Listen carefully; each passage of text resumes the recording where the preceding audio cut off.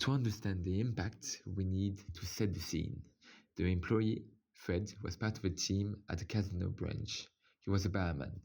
Following a fatal accident on the A9 highway, a wake was held in Narbonne, followed by the burial in Toulouse.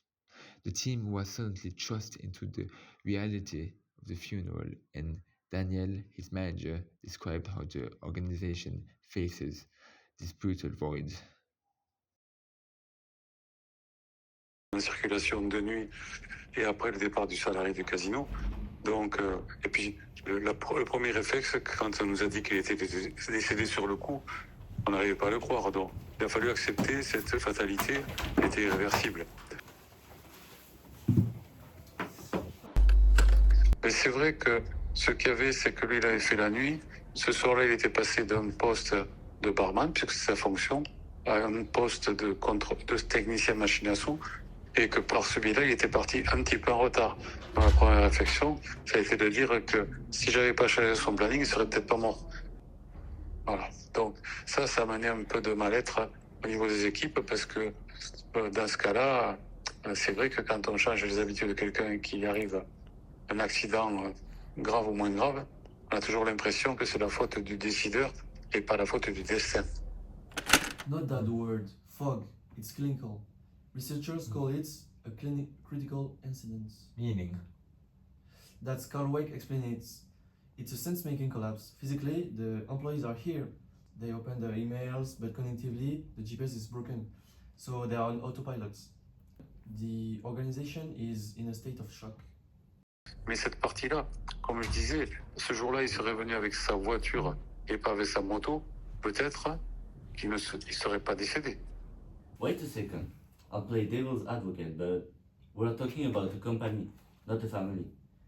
Isn't this fog just a lack of professionalism? Clients are waiting, deadlines are running. It's hard to say, but the show must go on, right? I mean, that's what classic Taylorism management would say, Sammy. So the employee is an interchangeable part. If it breaks, I mean, you have to replace it. Except that modern organizational behavior proves to us that this is a major strategic mistake. If you ignore emotion, you break the psychological contract theorized by Rousseau. The psychological contract? Yeah, it's the tacit agreement between the employee and the company. I give you my time, you give me security. If the company acts like a robot in the face of death, the message sent to the survivors is terrible. You are just numbers, you know. And that destroys commitment much faster than a drop in productivity. Exactly. And I reread the notes from our interview with Mrs. Rivière, the occupational psychologist, and she cited that Amy Edmondson and psychological safety. If a team doesn't feel it has the right to be vulnerable in the face of death, it also won't feel safe discussing its mistakes or proposing ideas. So the silence of grief also kills innovation, in my opinion. Okay, so this fog isn't laziness, it's a breach of trust. Right. Yeah. Et les premiers jours, on s'est tous dit, ben Fred, il est en repos. Pendant quelques jours, c'est le sentiment qui a été... c'est un sentiment aussi pour se rassurer. Il n'est pas là, mais il est en repos. Et puis bon, au bout de 2 ou 3 jours, on savait bien que le repos, il serait éternel, quoi. Look at this avoidance. That's the definition of disemphasized grief by Kenneth Doka. Unrecognized grief. So it's fascinating because when you lose loved one, society has codes, but for a colleague, nothing. Exactly. But it's legal, right? Yes, exactly. Employees self-censor. They create an organizational silence for fear of being judged unprofessionally. The empty desk becomes a ghost that no one dares to name. Okay. Les procédures pour protéger les salariés, il en existe déjà beaucoup au travers du document unique des risques professionnels, qui est une obligation dans toutes les entreprises. Mais quand on en parlait tout à l'heure, quand on est en dehors du périmètre de travail, à partir du moment où on est dans sa voiture, sur sa moto, sur son vélo, on sort du cadre propre de l'entreprise.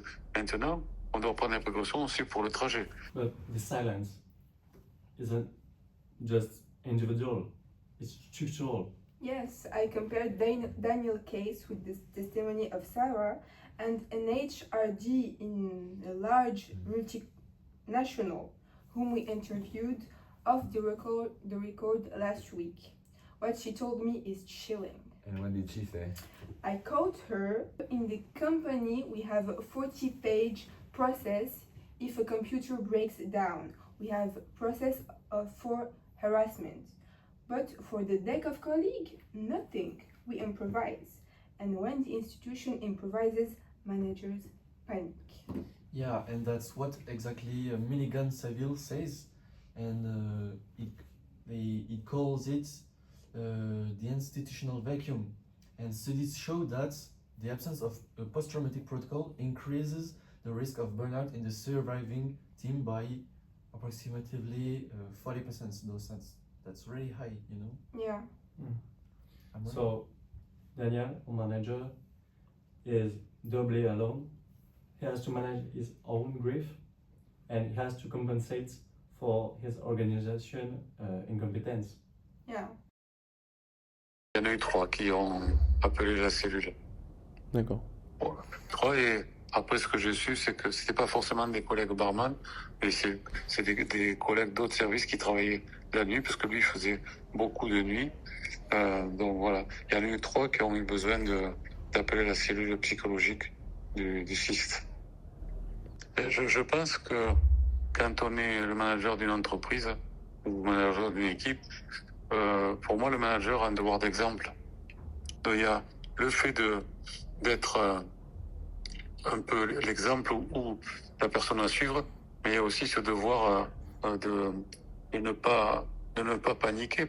C'est vrai qu'on a le visage fermé, mais il ne faut pas montrer d'énervement, de crise de nerfs ou autre.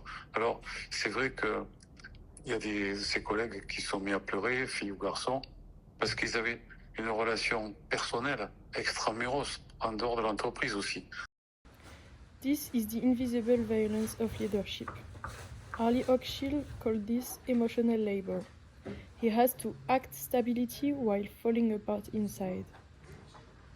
It's Rose's train. As a human, he wants to cry, but as a manager, he must clean up. So he carries the group toxic burden. And I leave you with these touching images.